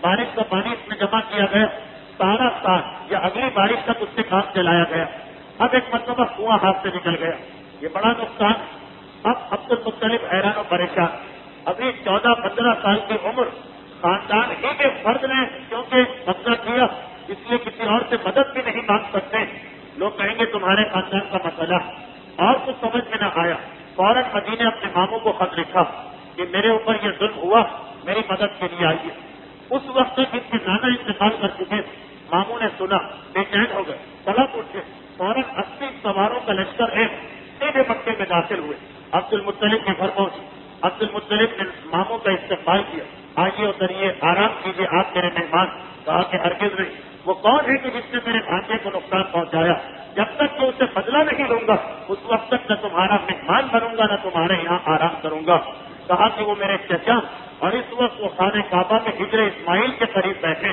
جناب عبد المطلب کے ماموں کسی غصے کی حالت میں تلوار لے کر 80 آدمیوں سمیت اونٹوں پر بیٹھ کر چلے خانہ کعبہ کے شہر میں اونٹوں کو روکا گیا اور بکھرا ہوا لشکر نوفل کے قریب گیا کہا مجھے پہچانتے ہو میں اس کا ماموں میں نے سنا ہے کہ تم نے اس کے کنویں سے قبضہ کیا نوفل نے منظر دیکھا گھبرا گئے پریشان ہو گئے اور کچھ تو نہ کر سکے ہاتھوں کو جوڑ کے معافی مانگی اور کہا کہ میں نے ان کی امانت ان کو واپس کی مگر اس کے نتیجے میں اس وقت بات ختم ہو گئی ماموں پلٹ کے بھاگے کے یہاں آئے مہمان بنے نوفل پریشان ہو گئے کہ اب عبد المطلب اتنا طاقتور ہو گیا کہ اس کی مدد کے لیے مدینے سے لشکر آنے لگے اس طرح تو ہمارے لیے زندگی گزارنا مشکل ہوگا وہ فوراً پلٹ کے آئے اور خاندان بنو امیہ کے جو لوگ تھے امیہ تو 10 سال کے لیے باہر اور جو لوگ تھے ان سے کہا کہ اب ہم لوگ ایک معاہدہ کریں آپس میں ایک پیکٹ کریں آپس میں یہ عہد کریں کہ ایک دوسرے کی مدد کریں گے عبد المطلب کے خلاف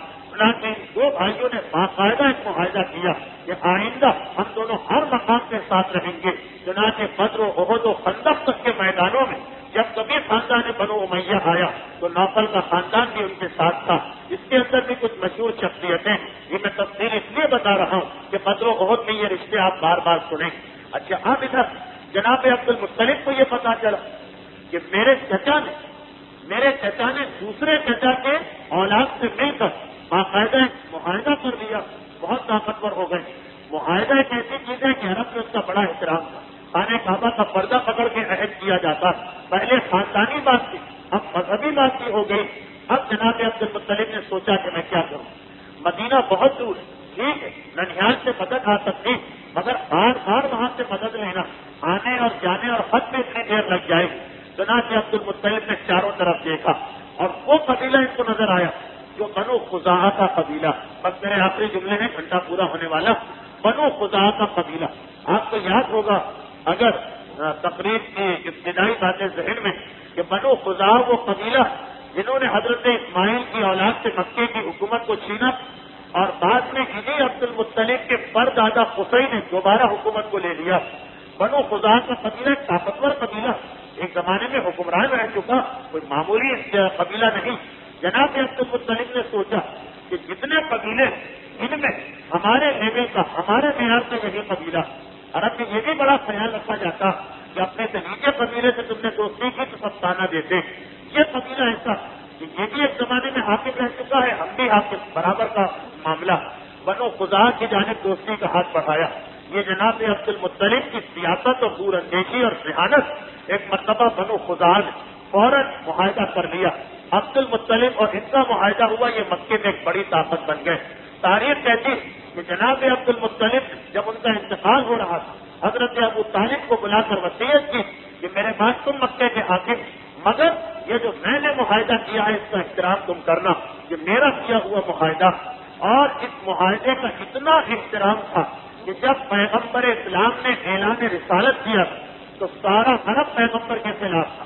وقت دو قبیلے ساتھ تھے, ایک تو اپنا قبیلہ بنو ہاشم کا ابو لہب کو چھوڑ کر, اور دوسرا بنو خزاعہ کا قبیلہ. یعنی جناب عبد المطلب کا وہ قدم پیغمبر اسلام کے کام آیا. اسلام کی مدد میں جناب عبد المطلب کی ذہانت اور دور اندیشی کو بھی تعلق ہے کہ بنو خزاعہ نے اس معاہدے کی وجہ سے کہ ہم نے عبد المطلب سے وعدہ کیا تھا کہ ہر سکھ میں ان کا ساتھ دیں گے, اب اگر ان کے پوتے پہ وقت پڑا سارا مکہ ہمارا دشمن, ہم ان کا ساتھ دیں گے. ہر مقام پر یہ قبیلہ اسلام اور مسلمانوں کی مدد کرتا رہا. اور ایک آخری بات ہے کہ آج کی حد سے گفتگو ختم کروں کہ عبد المطلب کا یہ معاہدہ اسلام میں اتنا اہم بنا کہ بعد میں جب پیغمبر نے مکہ فتح کیا 360 بت گرائے گئے, مولا کائنات نے کچھ شکنی کی, اس سارے واقعے میں اس معاہدے کا بہت دخل, کیونکہ پیغمبر اسلام نے مکے میں کیوں حملہ کیا. یہ تفصیل بات میں آئے گی لیکن بہت مختصر کہ جب تک رسول مکے میں رہے یہ قبیلہ بنو خزاعہ رسول کی مدد کرتا. جب پیغمبر اسلام مدینے میں چلے گئے تو 6 یا 7 سال کے بعد, پہلے تو مکے کے کافر مدینے پہ حملہ کرتے رہے, بدر ہے, احد ہے, خندق ہے, لیکن جب ہار گئے کہ ہم مسلمانوں سے نہیں لڑ سکتے تو کہا کہ مسلمانوں کے دوست کو مارو. بنو خزاعہ پر حملہ کر دیا, ان کو قتل کیا. پیغمبر اسلام کو اطلاع ملی کہ جو ہمارا وفادار قبیلہ, میرے دادا کا جو عہد ہے, پیغمبر اسلام کو اطلاع ملی, لشکر اسلامی کو جمع کیا. بنو خزاعہ کے خون کا انتقام لینے ہم کو جانا ہے مکے میں, اور پھر مکہ فتح ہوا. تو حضرت عبد المطلب کا آج کا یہ معاہدہ کہاں تک اسلام میں کام آ رہا. اب یہ ساری ڈیٹیل مجھے اسی لیے بیان کرنا پڑ رہی کہ بظاہر آج کی گفتگو کسی سے بھی آپ پوچھیں کہیں گے کہ حضرت عبد المطلب کے بارے میں آج پڑھا گیا, مگر نہیں, یہ سب اسلام کے واقعات کہ ادھر خاندان اور بنو امیہ نے اپنی ایک جماعت بنائی, ادھر حضرت عبد المطلب نے اپنی ایک جماعت بنائی.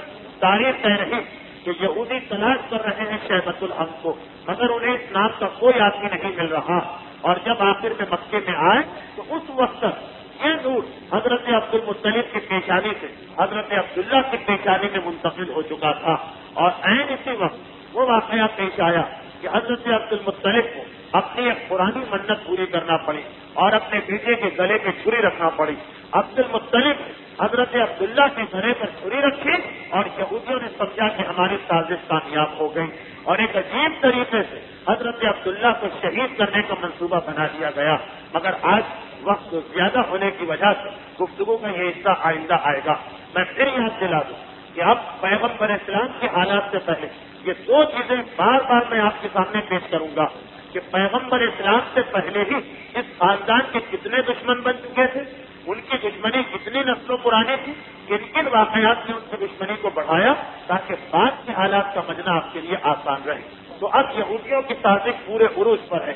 عبد المطلب مدینے سے آ گئے حضرت مطلب کی عقل مندی اور ذہانت کی وجہ سے، اور جب ان کو پتہ چلا کہ وہ لڑکا جس کی ہم تلاش میں ہے وہ کون ہے، تو اس وقت حضرت عبد المطلب ان کے لیے بے فائدہ ہو چکے تھے، کیونکہ عبد المطلب سے دشمنی نہیں ہے، نور رسالت سے دشمنی۔ اب ان کی ساری سازش حضرت عبداللہ کے بارے میں، اور دو بہت سی اہم واقعات کی تاریخ اسلام کہ کس طرح حضرت عبداللہ کو نقصان پہنچانا چاہا۔ انشاءاللہ آئندہ گفتگو میں یہ چیز آپ کے سامنے آئے گی، مگر ضمنی طور پر میں ایک بات بیان کر دوں۔ مجلس ہے، اس اعتبار سے کچھ مسائل بھی ضروری اور درد ایسا ہے کہ کچھ مسائل بھی ضروری، بس آپ حضرات سے اتنی گزارش ہے کہ جہاں اتنا تعاون کیا 15-20 منٹ آپ کو اور تعاون کرنا پڑے گا، اس اعتبار سے کہ اب ہماری گفتگو اسی پس منظر میں ہو رہی کہ یہودی اسلام کے خلاف سازشیں اسلام سے پہلے سے شروع ہو چکی اور بڑے عجیب طریقے سے، لیکن اتنے بدتر دشمن اسلام ہونے کے بعد اگر امام معصوم کسی مومن سے کہہ دیں کہ میرے خیال میں تم یہودی، یا پیغمبر اسلام کسی مومن سے کہہ دیں کہ قیامت کے میدان میں تم میرا کلمہ پڑھنے کے باوجود میرے ساتھ نہیں آؤ گے، یہودیوں کے ساتھ آؤ گے، تو بتائیے وہ مومن رسول و ایمان کی نگاہ کتنا بدترین مومن ہے کہ یہودیوں کے ساتھ اس کو شامل کر دیا۔ ایسا کون سا مومن؟ حدیثیں تو بہت ساری ہیں لیکن مستند ترین اور معتبر ترین حدیث، تھوڑا وقت مجھے لینا ہے آپ کا، کم سے کم 15 منٹ کا، مستند ترین اور معتبر ترین حدیث جس کے اوپر یہ امام معصوم کی حدیث ہے، جس کے اوپر حج واجب ہو گیا اور وہ حج پہ نہ جائے، تو جب وہ مرے گا، جب وہ یہودی مرے گا یا عیسائی مرے گا، مومن ہے، کلمہ پڑھ رہا، رسول و امام کو مان رہا، مسجد و امام باڑے میں آ رہا، مگر وقت موت وہ یہودی ہے، عیسائی ہے، ایمان سے اس کا کوئی تعلق نہیں۔ اللہ کے رسول کا فرمان جس پر حج واجب ہو گیا اور وہ نہیں گیا، قیامت کے میدان میں جب اسے قبر سے اٹھایا جائے گا تو وہ میرے ساتھ نہیں کھڑا ہوگا، یہودیوں کے درمیان کھڑا ہوگا۔ راوی امام سے آیا قرآن کی تفسیر پوچھ رہا ہے، مولا یہ جو قرآن میں آیا ہے کہ من آما فی دنیا فہوا فی الآخرۃ آما، جو دنیا میں اندھا ہے وہ آخرت میں بھی اندھا ہوگا، یہ کون لوگ ہیں جو دنیا میں اندھے ہیں؟ امام معصوم نے کہا یہ وہ لوگ ہیں جنہیں خدا بلا رہا ہے کہ آ کر میرے گھر کی زیارت کرو، اور یہ اپنی آنکھوں کو بند کر کے بیٹھ گئے، یعنی حج واجب ہو گیا اور نہیں گئے، یہ دنیا کے اندھے ہیں۔ آخرت میں خدا ان کو اندھا کرے گا کہ جنت کے دروازے پر پہنچیں گے، جنت سامنے، مگر اندھے ہو جائیں گے اور جنت کے راستے پہ جانے کے بجائے جہنم کے راستے پہ چلے جائیں گے۔ کہ دنیا میں ہو خدا کے گھر سے اپنی آنکھوں کو بند کیا تو قیامت کے میدان جنت و جہنم کے راستے صاف نہ تھا، وہاں تک پہنچا کے کہ جہاں جنت سامنے خدا ان کو ایسا اندھا کرے گا کہ ان کے قدم غلط راستے پہ جائیں گے۔ اتنا اہم فریضہ ہے حج کا فریضہ، مگر یہ دیکھا گیا کہ ہمارے ماحول اور معاشرے میں بہت سے لوگ غلط فہمی کی وجہ سے حج پہ نہیں جاتے۔ جس کو گناہ کرنا ہی ہے اس کی بات تو دوسری، تو رسول بھی آ کر کہتے ہیں تو وہ حج پہ نہیں جائے گا، مگر بہت سے ایسے لوگ ہیں جو غلط فہمی کی وجہ سے اپنے آپ کو یہودی اور عیسائیوں میں شامل کر رہے ہیں۔ غلط فہمی کن معنوں میں کہ وہ یہ سمجھتے ہیں کہ ہم پر حج واجب ہی نہیں، جبکہ شریعت کے اعتبار سے ان پر حج واجب ہے۔ اس لیے کہ حج واجب ہونے کے لیے 3 بنیادی شرطیں، یہ مجھے گفتگو اس لیے کرنا پڑے کہ یہی وہ تاریخیں جب جن پر حج واجب ہے وہ حج کا ارادہ کریں، ورنہ اگر بعد میں سوچ جائے تاریخیں ختم ہو گئی تو وہ گناہ گار ہوں گے۔ 3 بنیادی شرطیں جس سے کسی پر حج واجب ہوتا ہے۔ پہلا یہ کہ اس کے پاس اتنے پیسے ہوں کہ وہ جا سکتا ہو اور حج کا خرچہ برداشت کر سکتا ہو۔ نمبر 2 یہ کہ اس کے پاس اتنی جسمانی طاقت ہو کہ وہ جا سکتا ہو اور حج کی زحمتوں کو برداشت کر سکتا ہو۔ نمبر 3 یہ کہ راستہ کھلا اور محفوظ ہو۔ محفوظ کا مقصد یہ کہ عزت کا، آبرو کا، چوری کا، ڈاکے کا، قتل کا خوف نہ ہو۔ اور راستہ کھلا ہو اس کا مطلب یہ کہ کوئی پابندی نہ ہو. اب جیسے ایک آدمی کے پاس پیسے اس نے درخواست دے دی, اپنی طرف سے پورا کام کیا, حکومت کی قرآن اندازی میں اس کا نام نہیں آیا, اس کو منع کیا کہ آپ حج میں نہیں جا سکتے, یہ گناہ کام نہیں, کیونکہ اس کے لیے راستہ کھلا نہیں ہے بلکہ راستہ بند ہو گیا. تو راستہ کھلا ہو کا مقصد یہ کہ حکومت کے قانون وغیرہ کی وجہ سے کوئی رکاوٹ نہ ہو, اور جسمانی اتنی طاقت ہو کہ حج کی ضرورتیں برداشت ہو جائیں, مالی اعتبار سے اتنی طاقت ہو کہ حج کا واجب خرچہ انسان برداشت کر. البتہ موجودہ مراحل میں سے بھی آیت اللہ کوئی احتیاط واجب لگا کر اور آقا خمینی احتیاط مستحب لگا کر ایک مسئلہ اور بتاتے ہیں. وہ یہ کہتے ہیں کہ اگر کسی کے پاس دو شرطیں ہوں, یعنی راستہ محفوظ ہو اور پیسے ہو, جسم میں طاقت نہیں ہے جانے کی, تو وہ کہتے ہیں کہ احتیاط یہ کہ پھر بھی اس پر حج واجب اور اپنی جگہ کسی کو اپنی نیابت میں حج پر بھیجیں. اچھا, حج کی اہمیت کا اندازہ دو مسئلوں سے اور لگا سکتے ہیں. ابھی میری گفتگو نامکمل ہے مگر صرف اس لیے کہ اہمیت واضح ہو. دیکھیے, پہلی یہ چیز کہ اسلام میں جتنی بھی واجب عبادتیں سب میں خصوص ہے کہ جب تک کہ کوئی آدمی زندہ ہو, چاہے ایسا زندہ ہو کہ لوگوں کے نزدیک کے مردے سے بدتر ہے, لیکن جب تک زندہ ہو واجب عبادتوں میں کوئی کسی کی طرف سے انجام نہیں دے سکتا, نیابت نہیں کر سکتا. مثلاً ایک آدمی پر قضا نمازیں ہیں اور وہ اب اتنا بیمار ہے یا بوڑھا ہے یا کمزور ہے یا مسجد بے ہوش ہے, 4 مہینے 6 مہینے سے بے ہوش ہے, اور ڈاکٹروں نے کہا ہے کہ یہ مرتے دم تک بے ہوش رہے گا, اسے ہوش نہیں آ سکتا, مر جائے گا اس کی حالت. تب بھی ہم یہ نہیں کر سکتے کہ اس کی طرف سے قضا نمازیں پڑھوا لیں. جب تک کہ زندہ ہے چاہے بے ہوشی کیوں نہ, اس کی طرف سے واجب عبادتیں نہیں ہو سکتی. بیٹوں نے کہا کہ بھائی قضا نماز تو باپ کی پڑھوانا ہی ہے, ابھی نہ صحیح تو مرنے کے بعد وہ بھی پڑھوا لو, کیونکہ آپ یہ دوبارہ خود تو نہیں پڑھ سکتے اپنی نمازیں. اسلام نے منع کیا, نہ نماز نہ روزہ. حج واحد عبادت ہے کہ اگر اس پر حج واجب ہو گیا وہ زندہ ہے اور نہیں جا سکتا تو اپنی طرف سے کسی کو بھیجنا واجب ہے. یعنی صرف حج کے لیے شریعت نے اپنا مسئلہ بدل دیا. کوئی اہمیت ہوگی تبھی تو مسئلہ بدلا. اور دوسری چیز, عورت کے لیے شوہر کے حق میں یہ بھی اس کی اجازت کے بغیر گھر سے قدم باہر نہ نکالے. حرام ہے بغیر شوہر کی اجازت سے گھر سے نکلنا. 2 ہی تو حق ہیں شوہر کے جو عورت پر واجب ہے, باقی جتنے بھی ہیں سب مستحب واجب کچھ نہیں. ان 2 واجبات میں سے ایک یہ ہے کہ بغیر اجازت گھر سے باہر نہ جاؤ. مگر حج اتنا اہم فریضہ کہ اس کی خاطر شریعت اس مسئلے کو بدل رہی ہے, اور یہ کہا گیا کہ اگر کسی عورت پر حج واجب ہو گیا اور اس کا شوہر اس کے ساتھ حج پہ نہیں جا رہا اور اب بیوی کو اجازت بھی نہیں دے رہا, تو بیوی کے لیے شوہر کی بات ماننا حرام. شوہر اگر راضی نہیں, اجازت نہیں دے رہا, تو عورت کے لیے واجب ہے کہ شوہر کی بات نہ مانے اور خود حج پہ چلی جائے. باقی کسی چیز میں بغیر شوہر کی اجازت کے گھر سے نکلنا چاہیے نہیں. مسجد میں جانا ہے شوہر نے منع کر دیا نہیں جاتا, امام باڑے میں جانا ہے شوہر نے منع کر دیا نہیں جاتا, آپ کے گھر جانا ہے شوہر نے منع کر دیا نہیں جاتا. ہر جگہ کا یہ اصول. زیارت پر جانا ہے شوہر نے منع کر دیا نہیں جاتا. کسی کا انتقال ہو گیا عرصے کے لیے جانا ہے شوہر نے منع کر دیا نہیں جاتا. حج واحد عبادت کہ جس کے لیے شریعت اس واجب کو ختم کر رہی ہے. یہ ہے کہ شوہر کی اجازت کے بغیر گھر سے نکلنا حرام, وہ حرام ختم ہو گئے.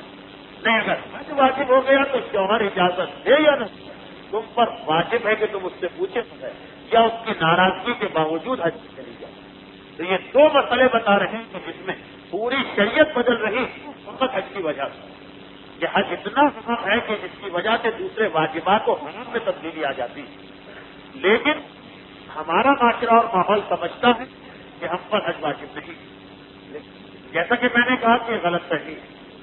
یہ غلط فہمی کیسے پیدا ہوتی ہے؟ آپ نے تو کہا کہ 3 چیزیں ہیں حج واجب. راستہ کھلا ہے, مال ہے, جسمانی طاقت ہے. مگر ہمارے یہاں غلط فہمی آ گئی. پہلی غلط فہمی یہ ہے کہ جب تک کہ باپ کو یا ماں کو حج نہ کرائے ہم حج نہیں کر سکتے. یہ بالکل غلط خیال ہے, بالکل غلط خیال ہے. کیا آپ نماز میں بھی کہہ سکتے ہیں؟ حج میں تو لوگ کہتے ہیں کہ بھائی پیسے ہیں مگر ہم کیسے حج پہ جائیں گے، تو آپ نے حج نہیں کیا. کیا آپ نماز میں کہہ سکتے ہیں کہ میں اس وقت تک نماز نہیں پڑھوں گا جب تک کہ میرا باپ نماز نہ پڑھے؟ یہ کہہ سکتے کہ میرے باپ نے بھی نماز نہیں پڑھی تو میں کیسے نماز پڑھوں؟ نہیں کہہ سکتے آپ. میرے باپ نے کبھی روزہ نہیں رکھا میں کیسے روزہ رکھوں؟ نہیں کہہ سکتے آپ. عورت نہیں کہہ سکتے کہ ماں نے کبھی پردہ نہیں کیا میں کیوں پردہ کروں؟ باپ نے کبھی داڑھی نہیں رکھی تو میں کیوں داڑھی رکھوں؟ یہ سب حرام گناہ. یہی حج کا مسئلہ کہ اگر باپ یا ماں نے حج نہیں کیا ہے تو اس کی وجہ سے اولاد پر حج معاف نہیں ہوتا، بلکہ بیٹے کے لیے واجب ہے کہ حج پہ جائے. باپ اور ماں کو حج کرانا اولاد کی ذمہ داری نہیں. اس قسمت میں وہ اولاد جو اتنی صاحب حیثیت ہے کہ اپنے والدین کو حج کرا رہے ہیں مگر اپنا حج چھوڑ کر رہے ہیں. اللہ نے حیثیت دی ہے تو خود بھی جائیے، والدین کو بھی لے کے جائیے. اس سے بڑی نیکی کیا، اس سے بڑی سعادت کیا، اس سے آسانی سے جنت کیسے مل سکتی؟ مگر اگر اتنی حیثیت نہیں، پیسے اتنے ہیں کہ ایک آدمی کو بھیج سکتے ہیں حج، خود چلے جائیں یا باپ کو، تو اب خود حج پہ جانا واجب ہے، باپ کو بھیجنا صحیح نہیں. بلکہ اگر پیسے اس وقت ہیں، اسی سال ہے جس سال حج کرنا، تو حرام ہے کہ آپ اپنا پیسہ اٹھا کر باپ کو دے دیں. یعنی جس کے پاس خود حج کے برابر پیسے آ گئے اس کے لیے یہ پیسے کسی اور کو دینا جائز نہیں. خود جا کے حج کرو، پھر آئندہ سال باپ کو بھیج دو یا اپنے ساتھ لے کے جاؤ، مگر اپنے حج کے بغیر کسی اور کو حج نہیں کروایا جا سکتا اگر خود کے حج واجب. یہی مسئلہ بیوی کا. بعض لوگ ایسے بھی نہیں کہتے ہیں کہ پیسے ہیں حج کے، مگر ابھی 2 آدمیوں کے پیسے نہیں، اکیلے کیسے جائیں بیوی کے بغیر.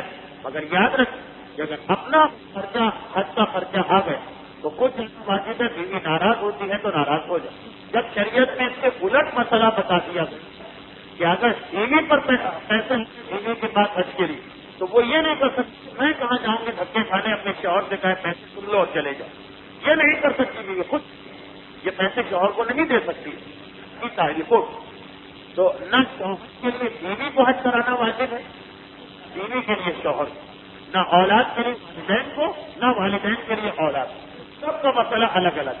جس کے پاس پیسے ہیں اس پر حج واجب ہے وہ جائے. اگر حیثیت ہے دوسرے کو لے جائے، حیثیت نہیں ہے تو اپنا پیسہ کسی کو نہیں دے سکتا. یہ کسی غلط ہے. اور دوسرا اور آخری مسئلہ، کچھ مسئلے رہ گئے وہ انشاءاللہ میں آئندہ بتا دوں. حج کی تاریخیں قریب آنے کی مناسبت سے مسئلے بتانا پڑ رہے ہیں. دوسرا مسئلہ یہ کہ ایک یہ بات بہت مشہور ہے کہ ہم پر فرضوں کی کو ہم حج سے کیسے کریں. یہ مسئلہ اصل میں کچھ اور تھا، بنا کچھ اور دیا گیا. ہم پر فرضہ ہے، ہم حج پر کیسے جائیں. دیکھیے اسلام حقوق الناس کی اہمیت زیادہ رکھتی ہے حج سے، اس میں کوئی شک نہیں. پر جب وہ شرط واجب ہوتا فرضہ ایک آپ کی ذمہ داری. اگر آپ نے کسی سے قرضہ لیا اور پھر آپ کے پاس 27,000 یا 30,000 یا 25,000 آ گئے حج کے خرچے، اب کیا کریں؟ قرضہ دیں یا حج کریں؟ اگر وہ قرضہ ہے اس کے دینے کی یہ تاریخ آ چکی، وہ قرضہ ہے کہ جس کا دینا واجب ہے، تب تو ٹھیک ہے آپ قرضہ دے دیجیے، حج. مطلب یہ طے پایا تھا کہ جنوری میں تمہارا قرضہ واپس کر دیں گے. جس سے قرضہ لیا طے پایا تھا کہ جنوری میں واپس کریں گے، جنوری آ گئی، اب ٹھیک ہے اب واجب ہے قرضہ واپس کرنا کیونکہ آپ کا ایگریمنٹ تھا، معاہدہ تھا آپ کی زبان، اس کو دے دیجیے. پھر اگر پیسے نہیں بچتے تو حج معاف. قرضہ لیا تھا اس طریقے سے کہ دینے والے نے کہا تھا کہ میں جب مانگوں تو دینا پڑے گا. ہمارے پاس حج کے پیسے آئے، اس نے آ کر مانگ لی کہ میرا قرضہ واپس کر دوں. یہ قرضہ بھی پورا کرنا واجب ہے، اس کو دے دیجیے، آپ پر حج معاف. لیکن ان دو کے علاوہ اگر کوئی اور قرضہ ہے تو اس کی وجہ سے حج معاف نہیں ہے، قرضہ رہن دیں، حج پہ چلے جائیں. مطلب قرضہ واپس کرنا ہے جون میں، ابھی چل رہی ہے جنوری کی تاریخ، تو کیونکہ ابھی قرضہ واپس کرنے کی تاریخ نہیں آئی اس لیے اب آپ قرضہ واپس نہ کریں اور حج پہ جانا واجب ہے. یعنی کہ جس نے قرضہ دیا وہ واپس نہیں مانگ رہا، ٹھیک ہے، ہاں اس نے کوئی بات نہیں کی، واپسی کی بات نہیں. اب ہمارے لیے یہ ہے کہ نہیں حج پہ جائیں، قرضے کی وجہ سے حج معاف نہیں ہوگا. یا وہ قرضے دیکھیے واپس مانگ رہا ہے کہ کیا مسئلہ. آدمی نے بینک سے قرضہ لیا, آدمی نے ہاؤس سے قرضہ لیا, ماہانہ 100 روپے 500 روپے دے رہا, اس کے بعد 70,000 آ گئے, اس نے سوچا ایک ساتھ یہ دے دو. یہ غلط. جس سے قرضہ لیا وہ خود سے مجھے نہیں چاہیے, 500 روپے دے دو بس اتنا میرے لیے کافی. تو اب وہ مانگ نہیں رہا ہے تو اس کو قرضہ دے, بلکہ حج کرے اور قرضہ جتنا تک دیتے آ رہے تھے دیتے رہے. تو قرضے کی وجہ سے حج معاف نہیں ہوتا, صرف اس قرضے کی وجہ سے حج معاف ہے کہ جس کی تاریخ آ گئی ہے اور وہ مطالبہ کر رہا ہے کہ میرا قرضہ واپس. باقی جتنے قرضے ہیں اس سے حج نہیں ہوگا, قرضہ اپنی جگہ پر اور حج اپنی جگہ پر. یہ تو 2 مسئلے ہوئے. اس کے اندر دوسرا مسئلہ اور آتا ہے, مگر وقت کی کمی کی وجہ سے حج کے باقی مسائل آئندہ پیر کو میں بیان کروں گا, کیونکہ 13 جنوری ہوگی اور جو کہ 20 جنوری تک ہے. اتنا وقت ہے کہ اگر فہمی ہے کسی کے ذہن میں تو غلط فہمی دور ہو جائے. اب شریعت کہہ رہی ہے کہ تم نے کسی سے قرضہ لیا اور وہ واپس نہیں مانگ رہا تو تمہارے لیے اس کا قرضہ دینا واجب نہیں, حج واجب. اور بات بھی صحیح, کیونکہ مہاراج ایک قرضہ ہم پر ایک قرضہ ہم پر پروردگار اور چہاتا معصومین کا ہے. انسانوں کے قرضے کی تاریخ نہیں آئی, پروردگار عالم قرضے کی واپسی کی تاریخ آ گئی. مکے میں بلایا جا رہا, مدینے میں بلایا جا رہا, زیارت معصومین حاصل ہو رہی, خانہ کی زیارت ہو رہی. اتنی بڑی سعادت کی اور اب تھوڑے سے دنیاوی پیسے کے ساتھ کو چھوڑ, اس سے بڑی غلطی, اس سے بڑا ساتھ ہم اپنا اور کیا کر سکتے ہیں. اور خاص طور پر اس ماحول, خاص طور پر ایسے حالات جب ہم کو پتا کہ مدینے کے اندر وہ اجڑی ہوئی اب تک موجود ہے کہ جہاں سال نہ کوئی زیارت کرنے والا, نہ کوئی چراغ جلانے والا, ہر موقع ایسا موقع ہوتا کہ ایک دشمنان دین کے درمیان ہمیں یہ موقع مل جاتا کہ ہم معصوم امام کے سرحانے تک پہنچ سکتے. بہت قریب نہ صحیح تو تھوڑے سے ان اجڑی ہوئی قبروں کی زیارت کر سکتے.